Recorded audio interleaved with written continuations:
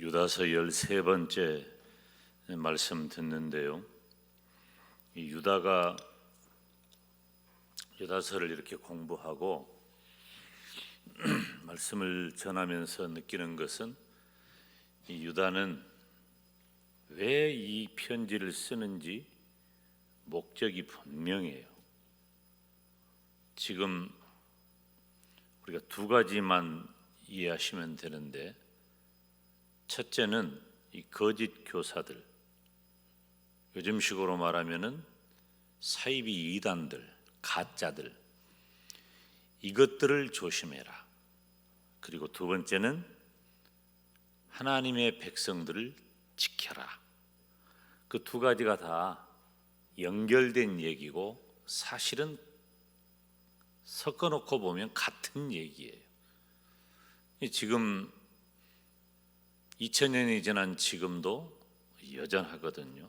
그런 의미에서 볼 때 유다서가 주는 이 주제는 우리들에게도 지금 이 시대에도 매우 중요합니다. 지난 시간에 화 있을진저 이 사람들이여 라는 말을 했었죠.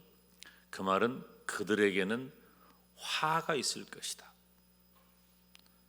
사이비 이단자들에게는 반드시 화가 있다는 거예요. 가짜, 거짓교사, 사이비 이단들은 반드시 화가 있다. 그러면서 세 가지 예를 들기를 가인의 길에 행하였다. 악한 자에게 속한 가인의 삶과 같고, 싹스를 위하여 발람의 어그러진 길을 갔던 거짓된 망상과도 같고, 고라의 폐역과 같은 반항과 반란과 폭동에 해당하는 그런 자들이기 때문에 하나님께서는 이 거짓 교사, 사이비 이단 가만두지 않는다는 거예요. 그러면 오늘은 이 화 있는 자들의 모습이라 그렇게 제목을 했죠. 이 사이비 이단에게는 반드시 화가 있겠다고 했는데 그들은 어떤 모습을 가지고 있는가? 오늘 12절 13절 말씀을 한번 읽습니다. 함께 읽습니다. 시작.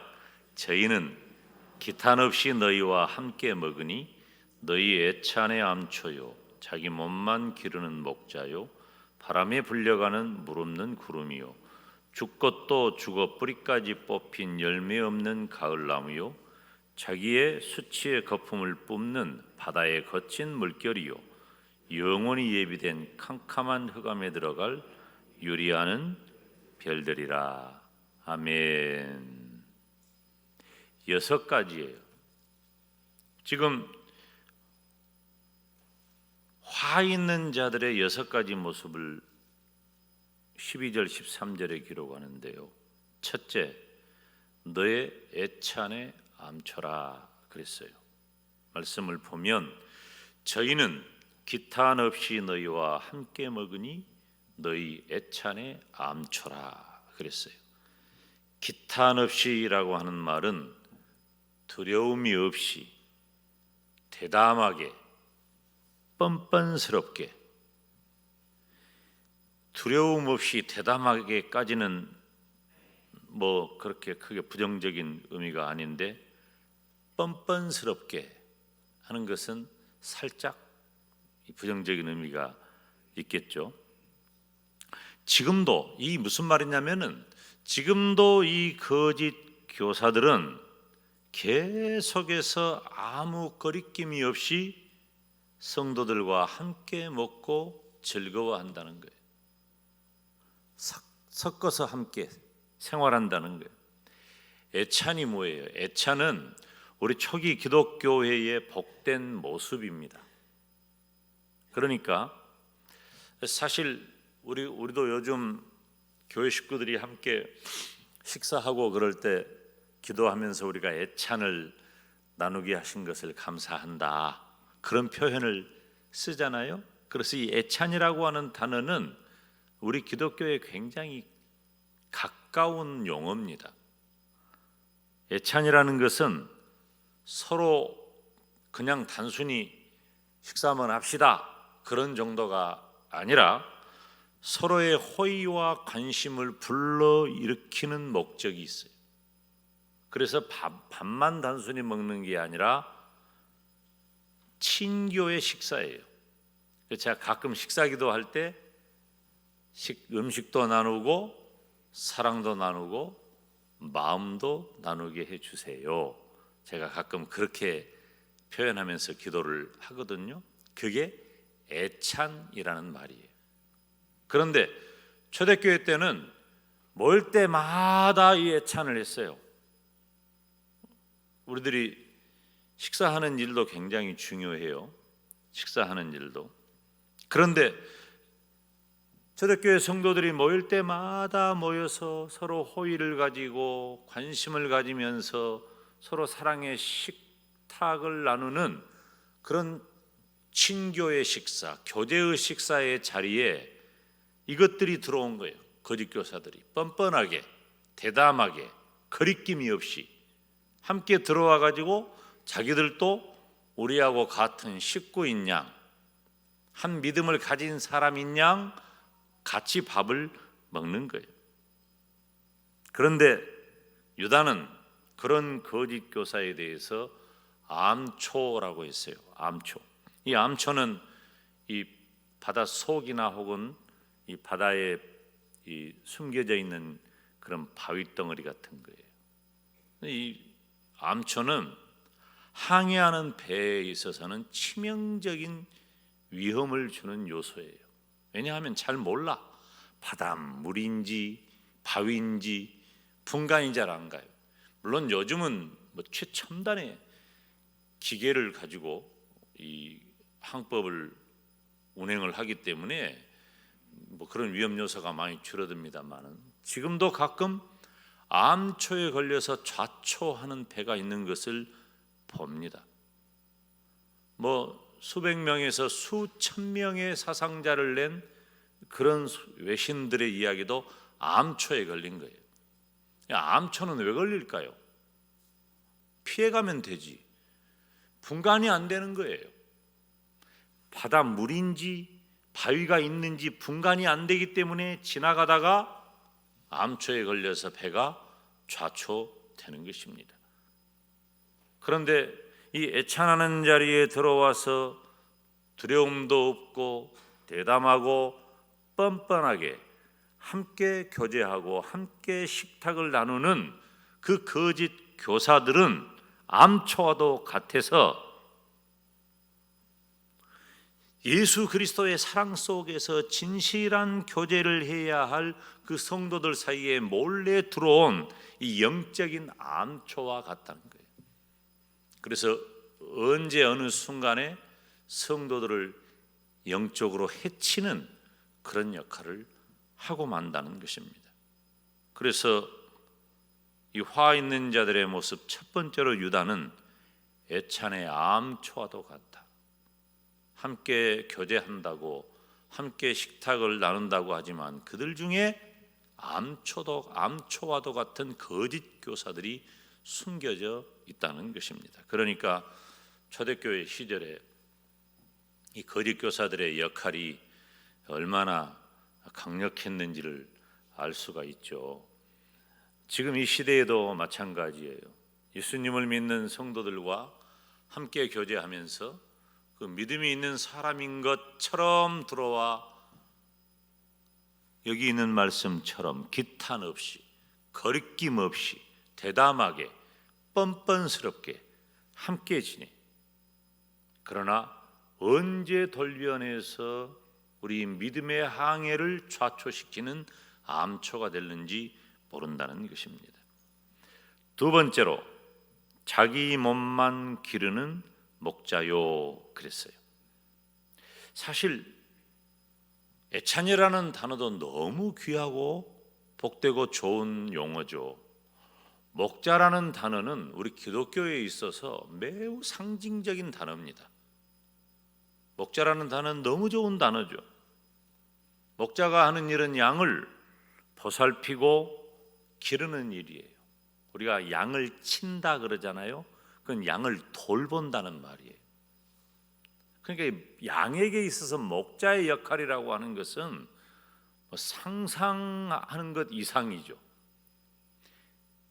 양에게 있어서 목자가 없다면 양은 생명의 위협을 당할 뿐만 아니라 그 어떤 것에도 보호받지 못하고 양들의 먹고 지내는 문제도 해결받지 못해요. 양은 스스로 자신의 문제를 해결할 능력이 전혀 없기 때문에 목자가 필요해요. 그래서 성경에 보면은 구약에도 신약에도 하나님과 우리와의 관계를 목자와 양의 관계로 말씀을 하는 경우가 상당히 많은 거예요. 요한계시록 7장 17절 말씀을 보면 이는 보좌 가운데 계신 어린 양이 저희의 목자가 되사, 어린 양이 저희의 목자, 어린 양은 예수님을 말하는 거예요. 목자가 되사 생명수 샘으로 인도하시고 하나님께서 저희 눈에서 모든 눈물을 씻어 주신다. 하나님이 예수님께서 우리의 목자가 되신다. 우리가 너무나도 잘 알고 있는 시편 23편 1절로 3절 말씀 다윗의 시인데요. 우리가 함께 읽습니다. 여호와는 나의 목자시니 내가 부족함이 없으리로다. 그가 나를 푸른 초장에 누이시며 쉴 만한 물가로 인도하시는도다. 내 영혼을 소생시키시고 자기 이름을 위하여 의의 길로 인도하시는도다. 아멘. 여호와는 나의 목자시니 내가 부족함이 없으리로다. 그가 나를, 목자가 양을 푸른 초장에 누이시고 목자가 양을 쉴 만한 물가로 인도하신다.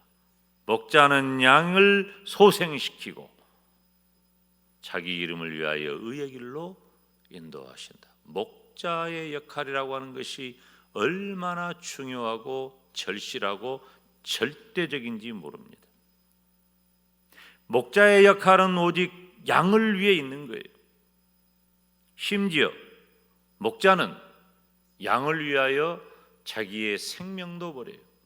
요한복음 10장 말씀을 보면 나는 양을 위하여 목숨을 바치는 선한 목자라고 주님이 스스로를 말씀하셔요.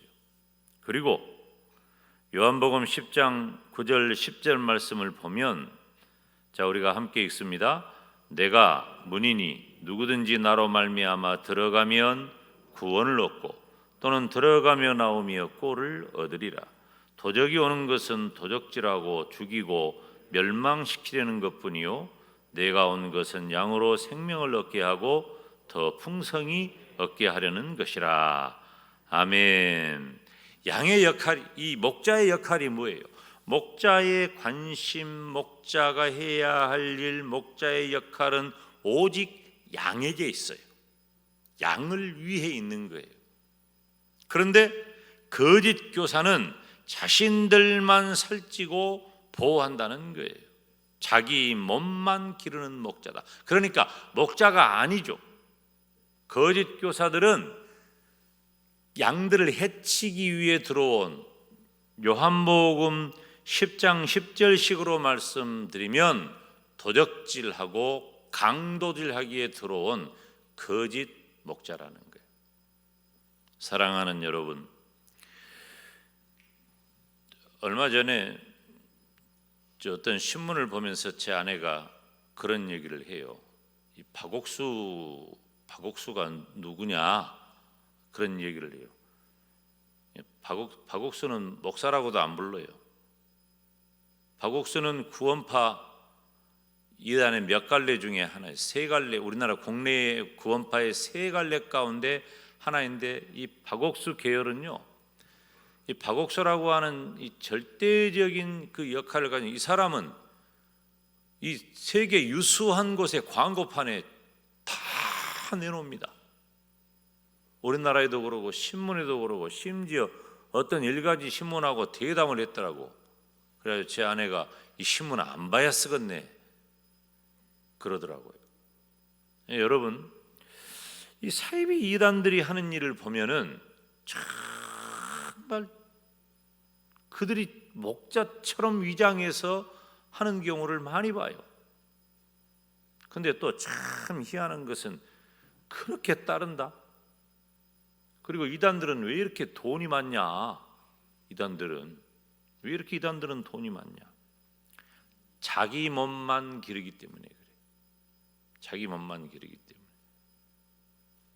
사랑하는 여러분, 저와 여러분은 우리 주님이 말씀하신 대로 주님이 다시 말하면 목자가 문이 되는, 그래서 제가 가끔 예를 듭니다마는 이렇게 하루 종일 밖에 나가서 양들이 풀도 뜯어먹고 물도 마시고 다 뛰어다니고 마음껏 그렇게 지내다가 밤이 되면 추워요.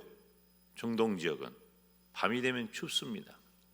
이 팔레스타인 이스라엘 지역은 밤이 되면 춥기 때문에 양들이 그대로 있어서는 안 되겠죠. 그래서 양들을 한 군데 모아요.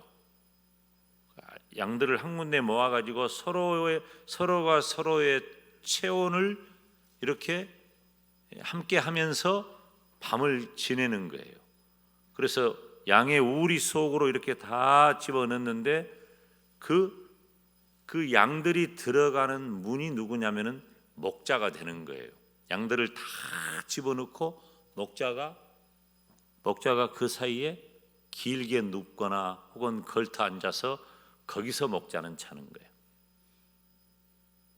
그러니까 그 목자가 있는 곳으로만 드나들어야지, 만약에 목자가 있는 곳으로 드나들지 않고 다른 곳으로 넘어가는 것은 도적이며 강도라는 거예요.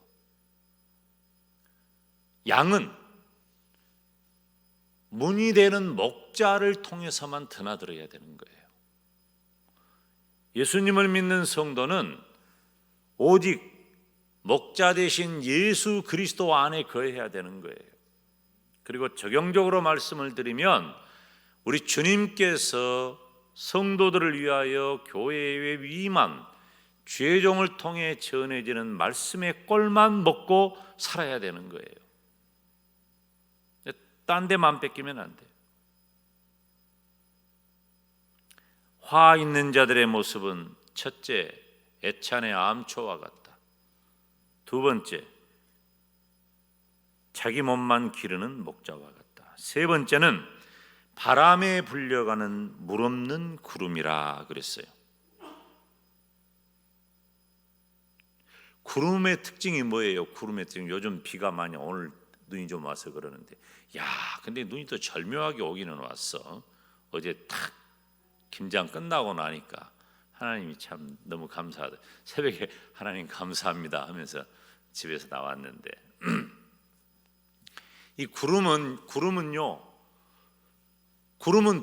비를 머금고 있는 거예요. 구름은. 그래서 구름이 이렇게 뜨면은 우리가 비를 기대하죠. 엘리야가 자기 사환에게 뭐가 보이냐? 안 보이는데요. 또 뭐가 보이냐? 안 보이는데요. 뭐가 보이냐?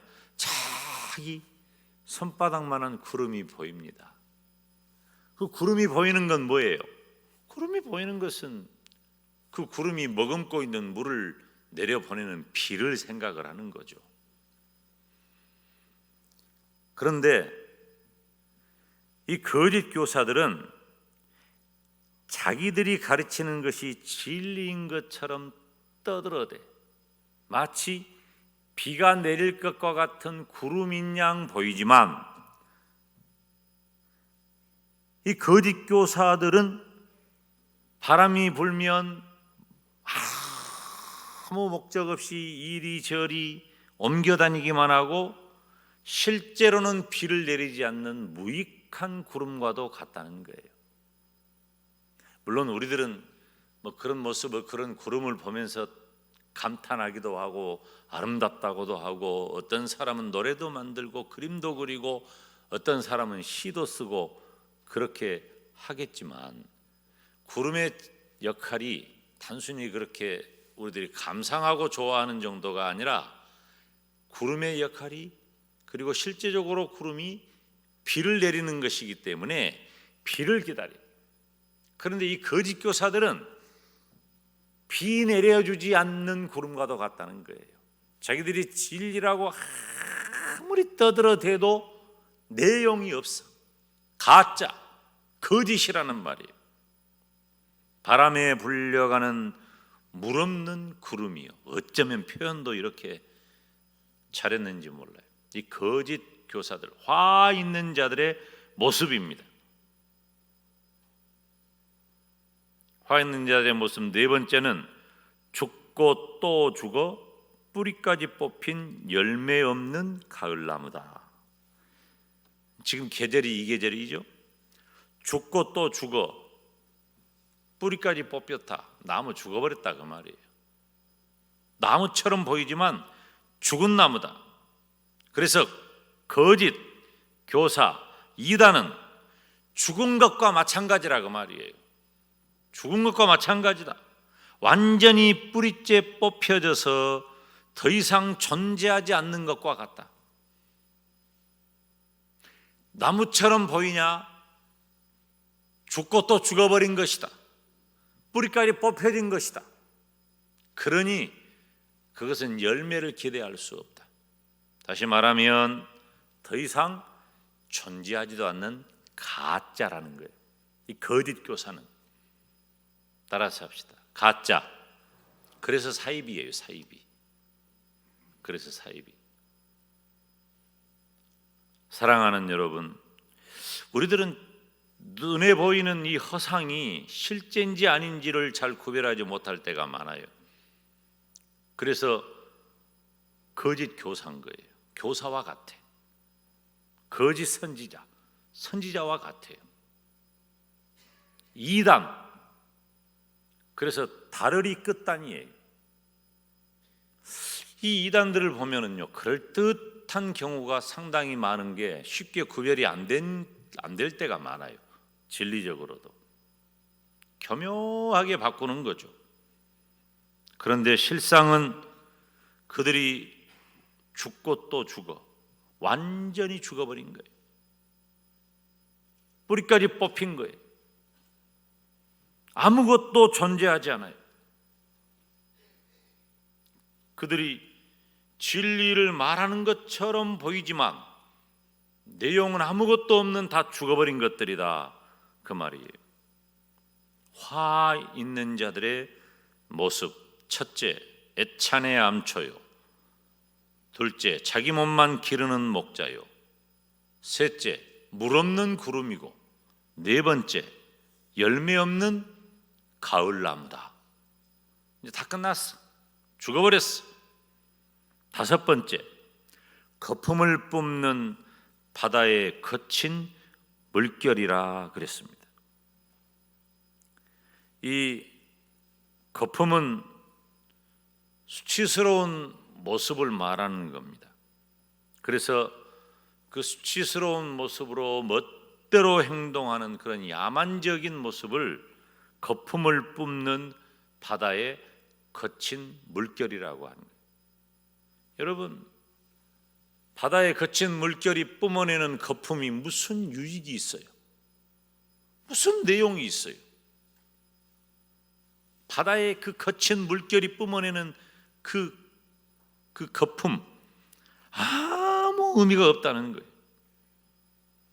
마지막 여섯 번째로 유리하는 별들이라 그랬어요.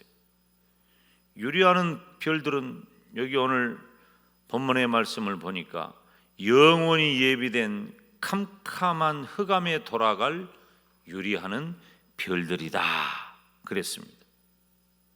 다시 말하면은 가장 밑바닥으로, 다시 말하면 무저갱 속으로 들어가 버리는 방랑자와 같다는 것입니다. 사랑하는 여러분, 결국 유다가 당시 초대교회와 성도들을 위협하는 그런 거짓 교사들, 사이비 이단들에 대해서 경계를 하되 그들의 실상을, 그들은 반드시 멸망할 것이다. 그리고 그들의 모습은 오늘 6가지를 언급을 했지만은 이 거짓 교사, 사이비 이단들은 허망하다, 쓸데없다, 그리고 결국은 멸망에 버릴 것이다. 지금 이 시대에도 악한 사이비 이단 세력들이 얼마나 교회를 회방하고 얼마나 성도들을 미혹하는지 모릅니다. 우리 교단에도 이 사이비 이단 피해 대책 위원회에 여러 가지 의견이 이렇게 안건이 올라오고 도와달라고 전국 교회와 노회가 총회 헌의를 하는데 그 내용을 보면은 사이비 이단은 반드시 피해가 있다는 거예요. 그래서 우리 교단에서 사이비 이단 피해 대책 위원회를 만든 거예요. 진리가 무슨 피해를 줍니까? 진리 피해 대책이 있어요? 진리에 따른 피해 보상이 있어요? 아니에요. 사이비 이단에게는 피해가 있다는 거예요. 그래서 여기는 6가지 말씀을 드렸지만은 그 모든 것들이 다 허망하고 쓸데없는 것들이 결국은 멸망한다는 거예요.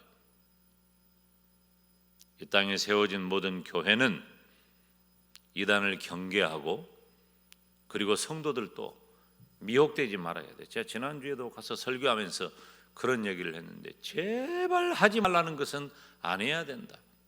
제발 하지 말라는 건 안 해야 돼. 그들은 반드시 멸망할 것이다. 화가 있을 것이다.